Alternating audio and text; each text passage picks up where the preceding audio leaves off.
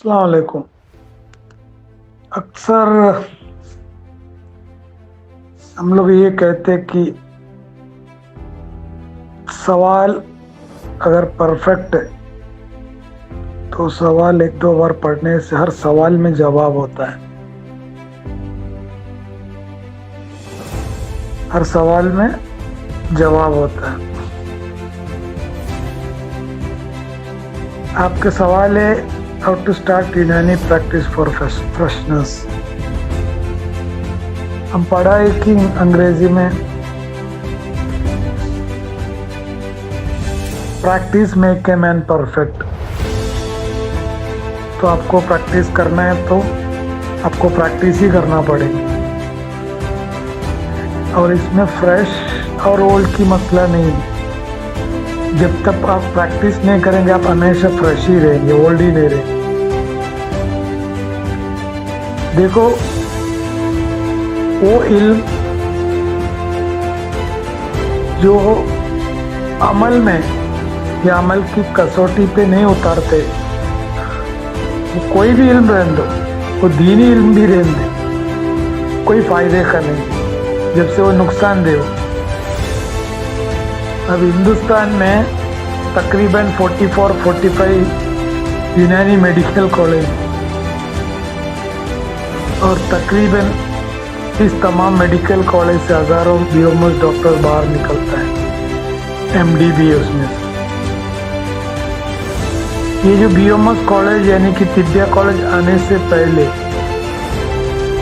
यूनानी प्रैक्टिस और यूनानी वैदिक का क्या इज्जत और क्या आलम था। और आज बड़े बड़े प्रोफेसर्स, बड़े बड़े यूनिवर्सिटी होने के बावजूद भी हमारे सिस्टम इतना पीछे कि ये सिस्टम को लेके घूमने वाले या सिस्टम वाले लोग को भी इतना एहसास है कमतरी कि अपने आप को जाहिर करना भी नहीं पसंद करते इस नाम से, यूनानी के नाम से। इससे क्या जाहिर होता है? इल्म सिर्फ कुछ काम नहीं होता उस इल्म से जब तक वो अमल नहीं है। ये हमारे साथ खास तौर से यूनानी के साथ सबसे बड़ा, क्या बोलो, बदकिस्मती बोलो या हमारी तकदीर, जो भी बोलो। पूरी हिंदुस्तान में तकरीबन 75,000 बीओएमएस यानी रजिस्टर्ड यूनानी डॉक्टर है, इसमें नॉन रजिस्टर्ड भी अलग है। मैं समझता हूँ आज से 50 साल पहले या 100 साल पहले जब तिब्बिया कॉलेज या मेडिकल कॉलेज वजूद में नहीं आया था, वो टाइम पे यूनानी की एक शान व शौकत था। हकीम साहब के इलाज से अच्छा हो गया, वो हकीम साहब की गली, वो हकीम साहब की पूड़ी, वाह क्या बात है। एक हकीम साहब रहता था, वो हर चीज़ का इलाज करता था। आज भी याद करते। अभी इतने बड़े बड़े इंस्टीट्यूट है हमारे, नेशनल इंस्टीट्यूट से लेके बड़े बड़े मेडिकल कॉलेज अपने पास। कहीं भी जगह पे कोई रेफर करने की कोई मेडिकल कॉलेज, जैसे कि एम्स में जाओ या फलाने जगह पे जाओ, कहीं रेफर करने की लायक कोई इदारा ही नहीं कि कहीं भी अमल नहीं है। सब पढ़ाई चल रहा है, एग्जाम चल रहा है। कब तक पढ़ते रहोगे? फिर तजुर्बे के ऊपर, कयास और तजुर्बे के ऊपर मुबनी है। जब तक उसमें तजुर्बा नहीं करते, तुम पूरी कुलियात अल-कानून बयाट करो, किताबुल मंसूरी बयाट करो, किताबुल हावी बयाट करो, कामिलुस सना या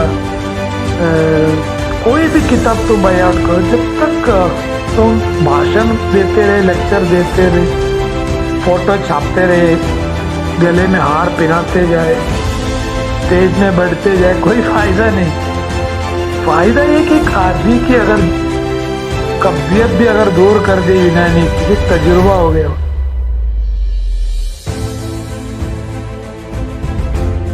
किसी की बॉडी की खारिश, खुजली या किसी की नज़ला की अभी कम कर दिया तो भी एक अचीवमेंट है वो तजुर्बे के हिसाब से।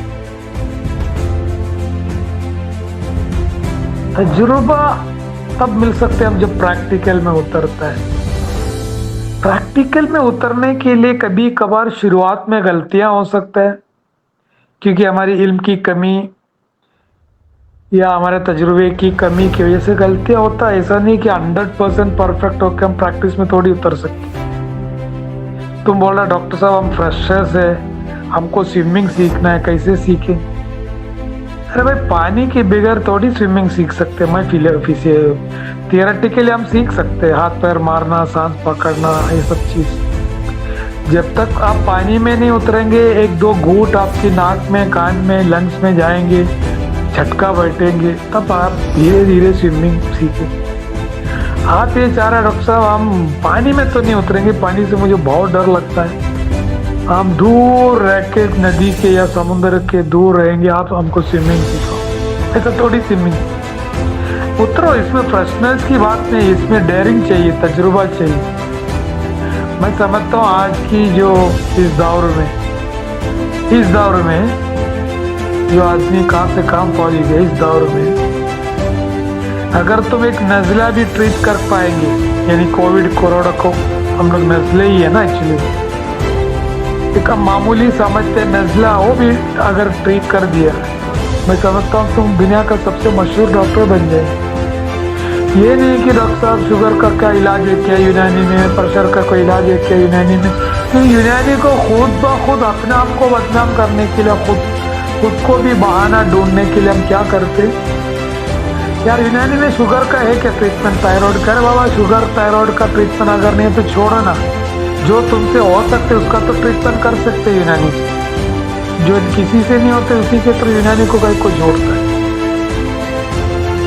तो हम लोग का एक मसला है कि हम लोग को कंफर्टेबल जोन चाहिए, हमको ज्यादा टेंशन ना, कंफर्टेबल जोन, कोई चीज सोचने का नहीं। कहीं भी डॉक्टर का बोर्ड लगा के डेक्सल जीके बैठ गया, वेरी वेरी कंफर्टेबल जोन, कैसे भी भूले बैठ के 10 15 20 आ जाते शाम तक, कुछ तो कुछ अपना रोजी रोटी, उससे ज्यादा कुछ नहीं। कंफर्टेबल जोन में कभी ग्रोथ नहीं होती, याद रखो।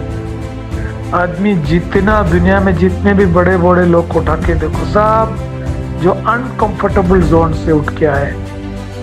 हमारे अतिबा को देखो, जितने भी किताबें लिखे, हम जब हिस्ट्री पढ़ते थे, कुछ तो 15-20 साल जेल में पढ़े, जैसे हुकूमत पलट गया तो राजा महाराजा बाहर निकाले, फिर दूसरे हुकूमत आ गया, और एक वतन छोड़ के अलग अलग वतन में 10-10 20-20 साल न घर, इतनी सारी अनकंफर्टेबल जोन में इतनी सारी कुर्बानी करके उन लोग फिर भी अपने इस तजुर्बे को नहीं छोड़े, इतनी सारी किताबें लिखते गए।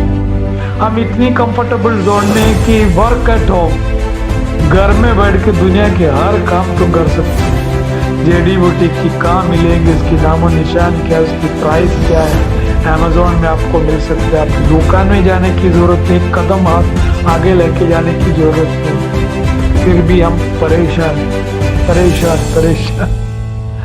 तो भाई करो, कुछ तो करो ना, एक हरकत तो करके देखो। ये नहीं कि तुम यूनानी से लाइलाज मर्ज का इलाज करे, बहुत नाम करे, तुम लाइलाज मर्ज को साइड में रखो। किसी को कब्जियत है तो उसकी जुलाब की गोली दो या मुलयम, किसी को सर दर्द है उसका इलाज करो,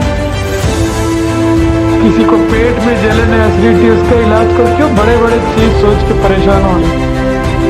छोटी छोटी विक्ट्री हमारे अंदर एक कॉन्फिडेंस लेवल बढ़ाता है। जो भी है, बहुत सारे लोग 100% यूनानी वाले, मॉडर्न वाले, कुछ 50-50 वाले, जैसे ट्रैक के ऐड आते ना 50-50, कभी 50 मॉडर्न करते, 50 यूनानी करते, कुछ 75-25 वाले, कुछ 100% यूनानी। कम से कम 1+99 स्टार्ट करो, 1% यूनानी और 91% अंग्रेजी स्टार्ट करो। धीरे धीरे कम करते जाए, जैसे जैसे अपने पास हिम्मत आएगी, तजुर्बा करते, एक एक चीज करते जाओ। ये जरूरी नहीं कि आप बड़े बड़े बीमारी के इलाज करें, तजुर्बे के बगैर कुछ नहीं। आप कहीं से ही सुने किताब से सुने चीजों, आपको कोई फायदा, आपकी तजुर्बा आपका इल्म है, बस खलास। किताबों का इल्म का कोई फायदा नहीं अगर आप उसकी, जब तक आप तजुर्बा नहीं करते। Thank you.